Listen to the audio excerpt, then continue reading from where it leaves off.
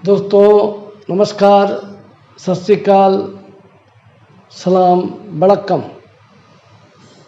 दोस्तों, आँख का दो काम है।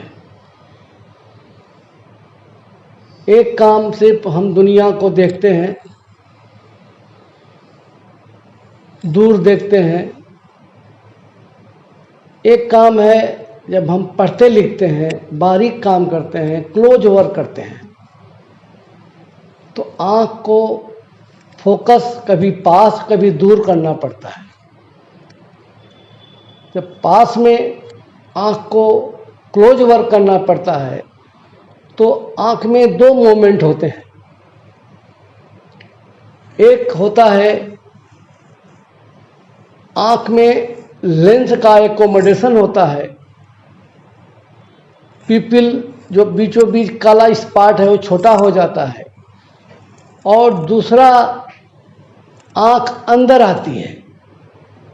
ये दो न्यूरोलॉजिकल, न्यूरोसेंसरी और न्यूरोमस्कुलर एक्टिविटीज आँख के अंदर होती हैं। तो कन्वर्जेंस एक कॉम्प्लेक्स फिनोमेना है। ये मसल वीकनेस से नहीं होता, ये न्यूरोमस्कुलर जंक्शन और न्यूरोसेंसरी वीकनेस से होता है। आज का टॉपिक मेरा है कन्वर्जेंस इनसफिशिएंसी। मतलब जब हम बारीक अक्षर, बारीक काम, क्लोज वर्क जैसे रीडिंग, राइटिंग या मोबाइल देखने, ये काम हम आसानी से नहीं कर पाते। इस कंडीशन को हम लोग न्यूरो कन्वर्जेंस इनसफिशिएंसी कहते हैं। दोस्तों, यदि आप मेरे चैनल पे नए हैं, कृपया सब्सक्राइब कर लें, लाइक करें, शेयर करें और वीडियो पूरा देखें जिससे आपको पूरी जानकारी मिल सके। तो चलिए चलते हैं। What is convergence insufficiency? Convergence insufficiency का मतलब है कि आँख अंदर आने का विरोध करती है, आँख क्लोज वर्क करने का विरोध करती है, आँख रीडिंग राइटिंग करने का विरोध करती है। और इस विरोध में हम अच्छे से रीडिंग राइटिंग कर नहीं पाते। कन्वर्जेंस इनसफिशिएंसी बचपन से ही शुरू हो जाती है, लेकिन किसी भी समय ये शुरुआत हो सकती है। अगर किसी को हेड इंजरी हो जाए, कंकशन इंजरी हो जाए, तो किसी भी उम्र में ये कन्वर्जेंस इनसफिशिएंसी शुरू हो सकती है।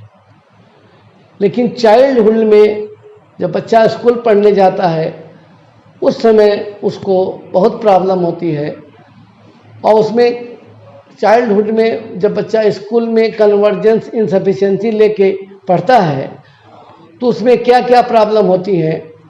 उसमें है eye strain, headache, double vision, eye fatigue, jumping of letter, मतलब लेटर जैसे फ्लोट करने लगे, जंप कर जाए, स्किपिंग ऑफ लाइन, जैसे लाइन पहली लाइन छोड़ के हम दूसरी लाइन में आ गए, जिस लाइन को पढ़ रहे थे वो लाइन छोड़ के दूसरी लाइन में पढ़ने लगे, वर्टाइगो, मोशन सिकनेस। इस तरह की बीमारियां, इस तरह के सिम्टम कन्वर्जेंस इनसफिशिएंसी में आते हैं जब बच्चा या कोई कन्वर्जेंस इनसफिशिएंसी से पढ़ने के साथ पढ़ने की कोशिश करता है।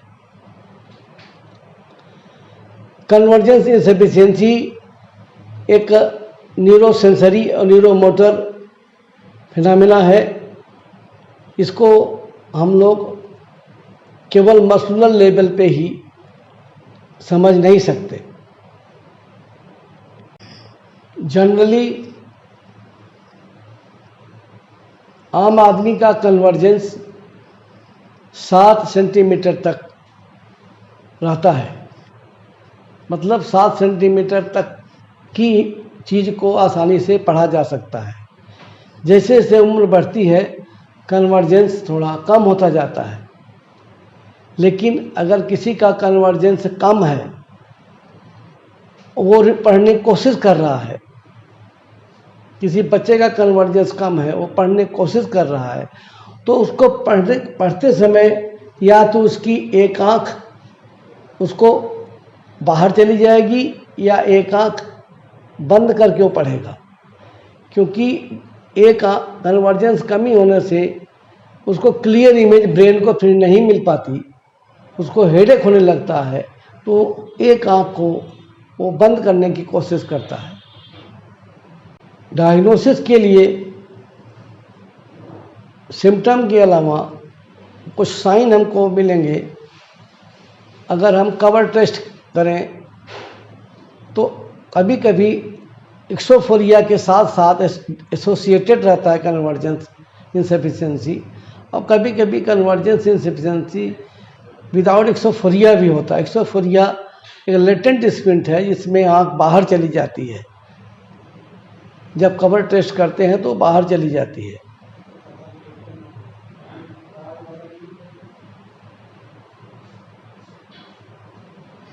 कन्वर्जेंस इनसफिशिएंसी के कारण क्या क्या काज हैं, उसमें grave disease, Parkinson disease, myasthenia gravis, head trauma, more close work on the computer screen, ये सब कारण हैं जो कि कन्वर्जेंस इनसफिशिएंसी को प्रेसिपिटेट करते हैं। कभी कभी वायरल फीवर के बाद भी कन्वर्जेंस इनसफिशिएंसी प्रेसिपिटेट हो जाती है। कभी कभी हेपेटाइटिस के बाद भी हो सकती है। तो जब भी शरीर कमज़ोर होगा कन्वर्जेंस इनसफिशिएंसी प्रेसिपिटेट हो सकती है। इसमें पेशेंट पास की चीज़ पढ़ने में उसको बहुत परेशानी होती है, और बच्चे तो पढ़ने में इंटरेस्ट ही छोड़ देते हैं, क्योंकि वो जब पढ़ते हैं उनको सर दर्द हो जाएगा, ब्लड विजन हो जाएगा, हेडेक हो जाएगा, और पढ़ना ही छोड़ देते हैं। बच्चों को कन्वर्जेंस इनसफिशिएंसी से ठीक करने के लिए टीचर्स और गार्जियन दोनों को इसमें इन्वॉल्व होना पड़ेगा। और टीचर्स, अगर बच्चा पढ़ने में इंटरेस्ट नहीं ले रहा है, गार्जियन को भी समझना है कि बच्चा पढ़ने में इंटरेस्ट नहीं ले रहा है, हो सकता है उसको कन्वर्जेंस इनसफिशिएंसी हो, और उसको तत्काल आई सर्जन को दिखाना चाहिए। ट्रीटमेंट इसका बहुत आसान है। ट्रीटमेंट के लिए कन्वर्जेंस एक्सरसाइज बताई गई हैं, जिसमें हम हॉस्पिटल में भी जाके या अपने घर बैठ के पेन लेकर के भी एक्सरसाइज कर सकते हैं। अपने एक हैंड डिस्टेंस दूरी पे पेन रख के वहाँ 10 सेकेंड देखेंगे, फिर पास ला के जहाँ पे थोड़ा आई स्ट्रेन अधिक बढ़ेगा वहाँ पे 10 सेकेंड देखेंगे, फिर दूर ले जाएंगे, फिर पास लाएंगे। इस तरह से पेन लेके हम एक्सरसाइज करेंगे।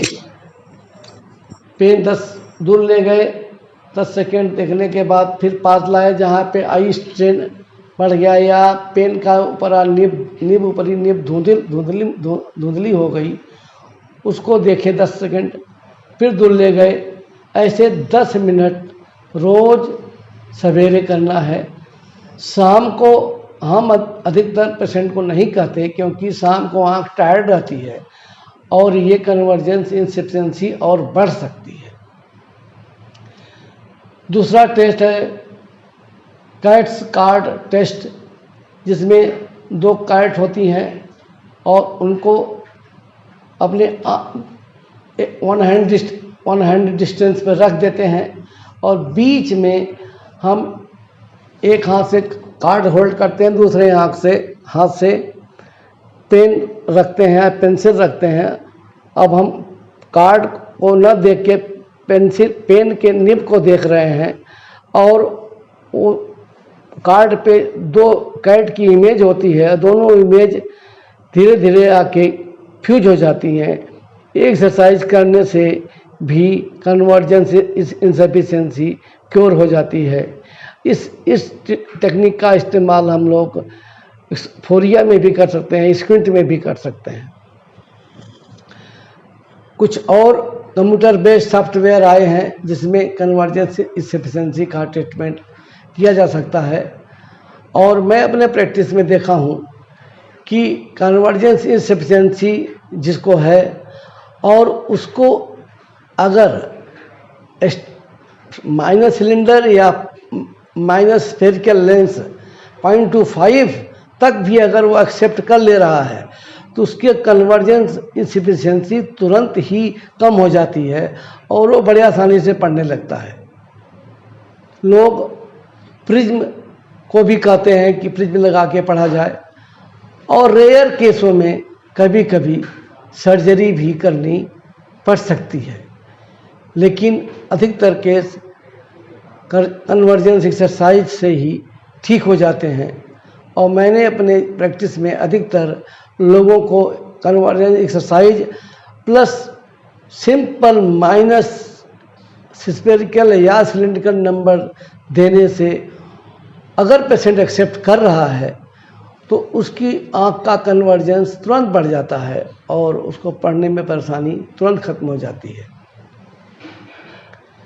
आज बस इतना ही, फिर आगे हम एक्सोफोरिया, फोरियाज और स्क्विंट पे बात करेंगे। Thank you.